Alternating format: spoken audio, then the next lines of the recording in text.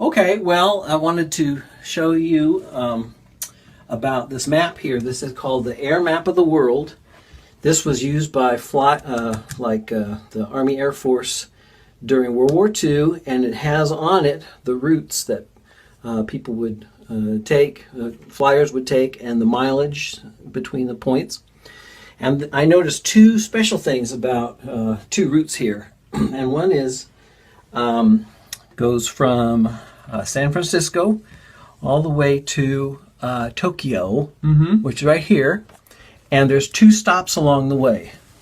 So you have Alaska, the tip of Alaska, and you have the Kamchatka Peninsula between those 2 points.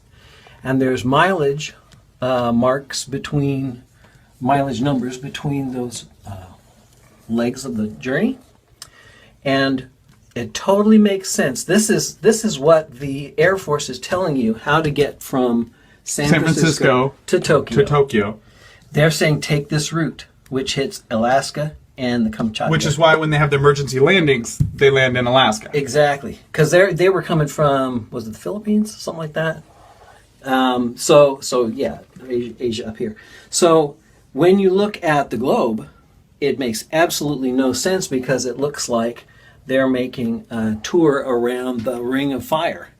Well, this is the Ring of Fire. There's no ring, by the way. Yep. It's going from San Francisco direct route, boom, to Tokyo. And it makes absolutely no sense on the globe. But here, the government, the Air Force is telling you this is how you get from one to the other. There we go. The direct route. Let me show you this other one. This is from New York, and when you leave the United States, the farthest point here on this part is Newfoundland here. And then this direct route to Moscow, you hit this point right here, which is Iceland. And if you Google it and you say, I want to go from New York to Moscow, it shows you this huge arc. And you have to say, now wait a minute, why is there this huge arc? Why don't they just go directly from one to another? Yeah. The plane's not making a curved flight. That wouldn't make any sense. Planes fly in straight lines. So they have to hit Iceland on the way. Interesting. Back then, they had to refuel. Planes couldn't. Oh. So that's the government telling them, the Air Force telling them, this is how you go from New York area to Moscow, is you have to go to Iceland. And on the globe, it's just this big old arc, which makes you ask, why do they have to do that? Yeah. That's why. Yep. And plane flights are level. Gyroscopes wouldn't work on a globe. The FAA trains pilots on the Target Generation Facility.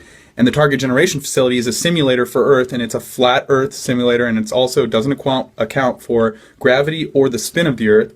So if you want to argue that the Earth's a spinning globe, go talk to the government, because they think it's flat. So that's right. And how do you like Nathan's new hat? Yep. Boom. Intrepid Explorer. And Miguel gave me the shirt. Man, flat earthers are the coolest people ever. I love you guys. Peace out. God bless.